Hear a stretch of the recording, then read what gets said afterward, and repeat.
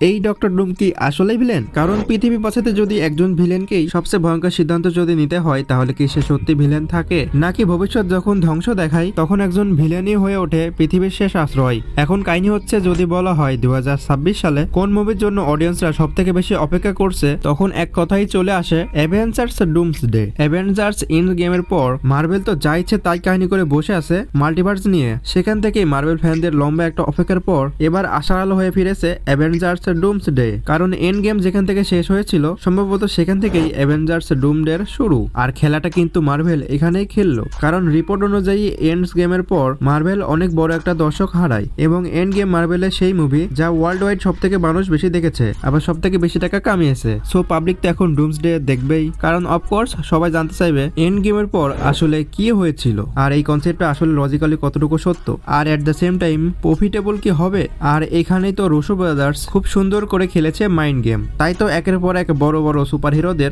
একসাথে আবার পর্দা নিয়ে আসছে। অ্যাভেঞ্জার্স এন্ড গেমে আয়রন ম্যানের চলে যাওয়া যখন দর্শকরা মেনে নিতে পারছিল না, তখনই ডক্টর ডোম হিসেবে টনি স্টারকে আবার পর্দায় ফেরালো। আবার রবার্ট ডৌনি জুনিয়র একটি পোস্টে ডাইরেক্ট হিন্ট দিয়ে বসে আয়রন ম্যানের সাথেও ডক্টর ডোমের টক্কর হওয়ার সুযোগ আছে।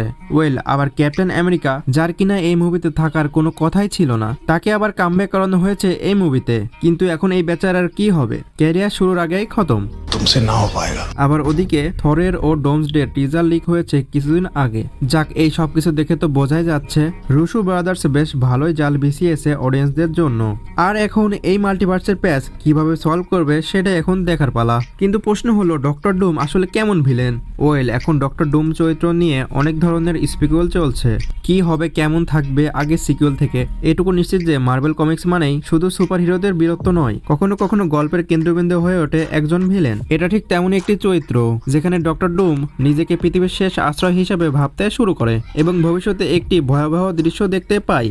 এমন একটি ভবিষ্যৎ যেখানে পৃথিবী ধ্বংসের মুখে অ্যাভেঞ্জার্স ও অন্যান্য হিরোরা সেখানে ব্যর্থ, এবং যেখানে মানব সভ্যতা প্রায় নিশ্চিহ্ন।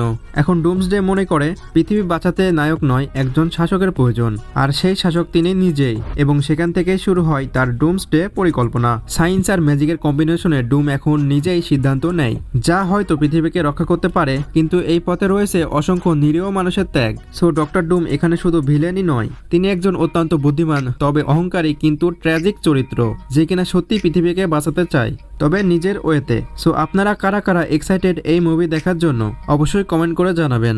আর চ্যানেলে নতুন হলে চ্যানেলে সাবস্ক্রাইব করে যুক্ত হতে পারেন এমন ইন্টারেস্টিং ভিডিও পেতে।